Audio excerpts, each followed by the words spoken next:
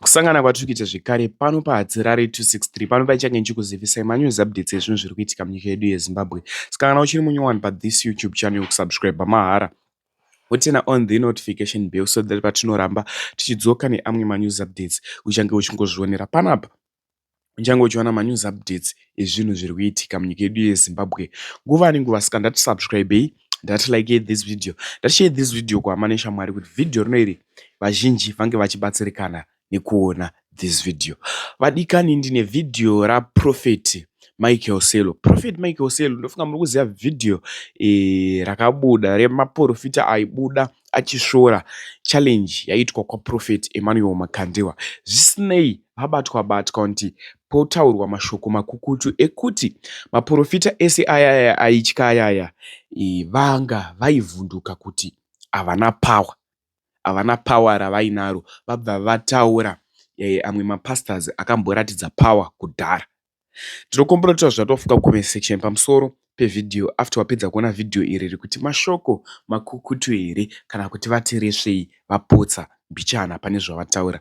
Comment section ndeyedu, ine comment section amubhadhariswe kunzi ukomende. Ndatitauri zvatofuka comment section ini saHadzirare ndinomhanya nemanews updates fast that like this video ndokasika kudzoka neamwe manews updates munguva inotevera. Vadikani, ndo mashoko andauya nawo, ndichadzoka ndichikuzivisai zvimwe munguva inotevera.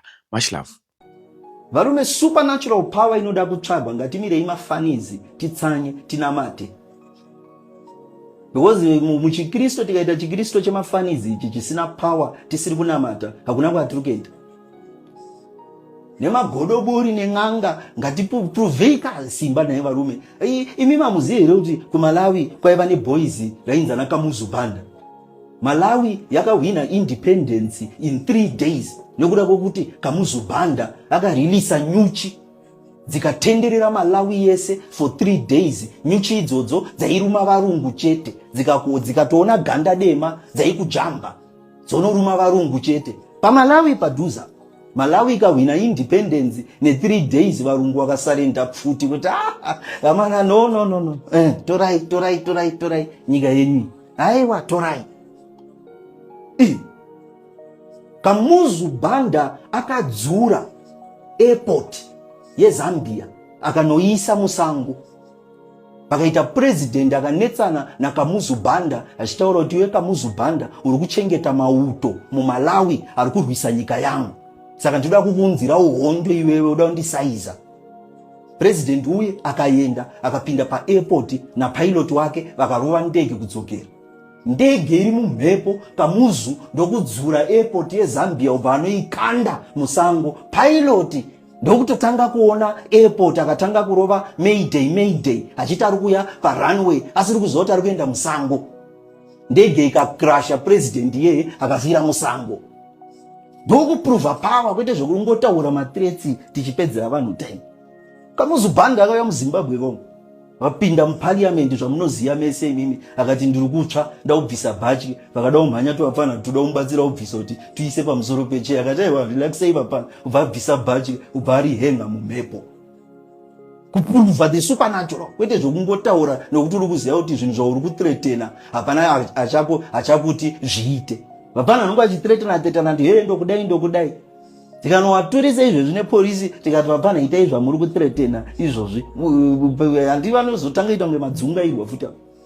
Saka ngatidzidzei kunyarara nekuremekedza vakuru nekunamata mumweya nemuchokwadi nekuopareta muzvipo zvedu tichiprofita tichiyambutsa vanhu tichinamata vanhu rwara vachipora murugare pasina kushaudhana nekuthreatana. Vanhu havasi vedu ava, vanhu vaMwari. Usaite mistake yekurwira vanhu saprofeti panyika panapa, unofa neBP. Hakuna munhu wemunhu. Pairi vaiprova power. Andiana Jesu weNazareta watinonamata aiprova power. Aisirwawo zvirema, onamatira zvirema zvopora. Aisirwa vanodzodzwa nemadhimoni ava, onamatira vari kudzodzwa nemadhimoni vopora. Ainamatira mapofu, aiprova power. Saka musatuke munhu anokukumbirei kuprova power oda kuti ukusidhirei futi 1 million mukuprova power momutuka. Jesu andaiprova power. kwanditi mastori ese atiri kuverenga mubhaibheri aya Jesu aipuruvha pawa, aifidha vanhu nehowe nechingwa, kupuruvha pawa. Saka kunzi uyo upuruvhe pawa hakusi kutukwa.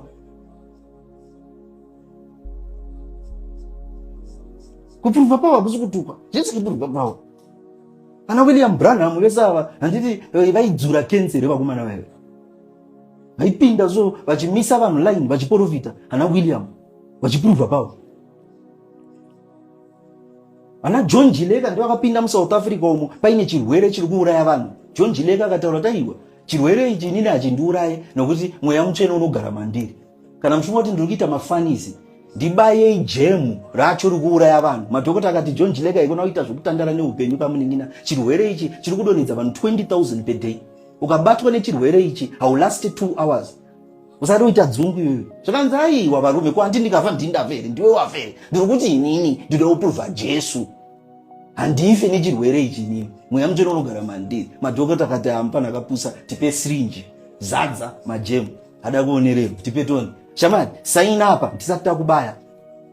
John Jileka akasaina. Right, akaverengerwa futi. Saka shamani tiri kuwirirana apa kuti ndikakubaya ukafa I will not be held responsible nokuti ndiwe wa demand. Ndizvo here? Ndizvozvo. Saina. John Jileka ndokusaina ubva abayiwa jekiseni riye. Kuzotarisa pamicroscope paikuone pamajems ese ai akafa. Paakabuda imomo madhokota acho akabva atomutera. Head doctor wechipatara ipapo ndiye akabva ava head weprotocol. Manesi angari pachipatara ipapo ndo akabva ava mafirst usher nekwaya pakaenda John Jileka kuSouth Africa. Vaipuruvha power. Saka apa musikudedzwa uzopuruvhwa power. Muri kutonzi naprofeti Makandiwa power munaro. Basa raMwari ramuri kuita nderechokwadi rakanaka. Asi hakuna profeti anoona zvese. Saka tikaagriya kuti hapana profeti anoona zvese, zvavharana. Profeti Makandiwa ari kutaipa. Kana taagriya kuti hapana profeti anoona zvese, ndizvozvo zvatopera varume.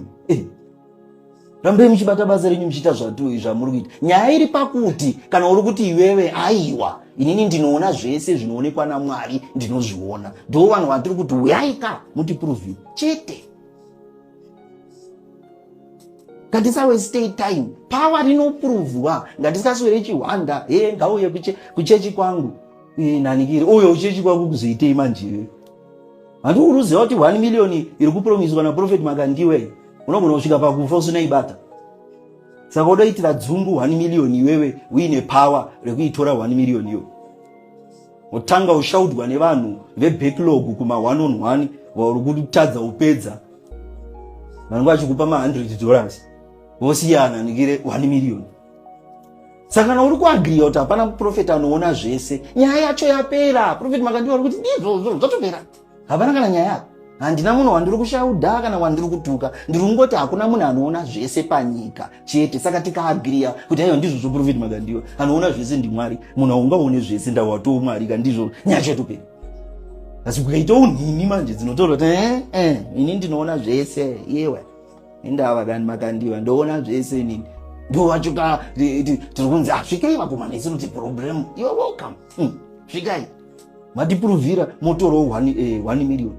Saka 90% yemaprofeti nemagodobori ari kutaura kuti aiwa ngauye iye kuno, ngauye iye kuno. I can guarantee you kuti 80% of them vachatadza kubata $1 million palife yavo panapa. Ibatike zvekumhanya 1 million varume United States dollars. Musatandere muchidaro. Zvotozikana iwewe uine mbashto dzauinadzo dzauri kutemba iwewe dzokuti unoziya zvese. Because debate ya Prophet Makandiwa waiva vabatanidza nemagodobori inyaya yekuti Mwari ndiye anoziya zvese. Zvareva kuti midzimu haingaziye zvese, madhimoni haangaziye zvese. Mwari ndiye anoita sei? Anoziya zvese.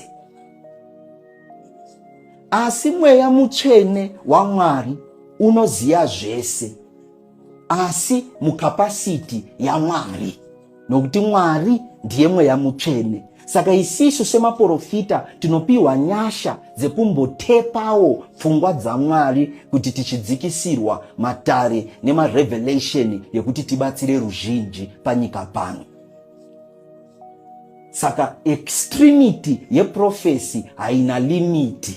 kana Mwari vazarura. Mwari vakazarura kuti izvi neizvi hazvina limiti.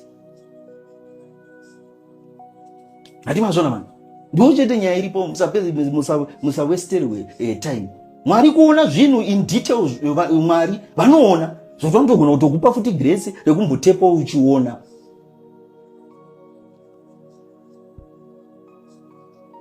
Handitini vanhu mapurisa nenyika yakachema kuti maprofita hatisi kuziva kuti chii chaitika, tibatsirei vezvemweya vanoona, mutirondedzerewo nokuziva kuti nyaya iyi yafamba sei.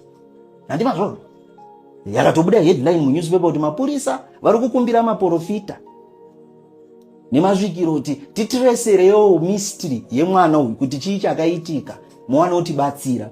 Inini ndokuuya ndikati hamawadiwa, inini handione zvese, asi nekuda kwekuti nyaya iyi takumbirwa semaprofita uye inyaya iri kushungurudza vanhu munyika, ndipei mazuva 3 ndinamate nezvayo, ndikumbire Mwari vandizarurire. Then Sunday ndichanjukudzai zvese zvakaitika in detail to the last drop. Shoko rikafamba, kune kaprofeti kari kuti musi weSunday kada kuudza vanhu zvakaitika chichi paipai. Ini ndikaita 3 days mugomo, pakatanga utrenda kuti kune profeti ari kuudza vanhu Sunday. Ndakutochika kuti manje panapa nyaya chaenda yabuda mumanewspaper nemumaredhiyo kuti selo Sunday atada kuudza vanhu chii chakaitika. Ndakanoita 3 days ndiri mugomo ndisiri kudya, but handina munhu wandakaudza izvozvo. Day rechi3 Mwari ndopo vakazondidzikira vakanditaridza nyaya yacho yese. Sunday ubva ndauya, ubva ndataura, zvikazobuda saizvozvo. But izvozvo hazvitoti ndiende pamberi pevanhu chiti ndoziya zvese, ndinoona zvese inini. Chizaruro chandakatopiwawo naMwari. Saka ngatisasaizei Mwari vakomana nekumhanya kuda kungotukana. Ngatiitei zvinhu chaizvo zviri right. Tinamate mumweya nemuchokwadi, zvine rubatano, zvine rudo, zvine unity muZimbabwe. Ndo mashoko angu kuruzhinji.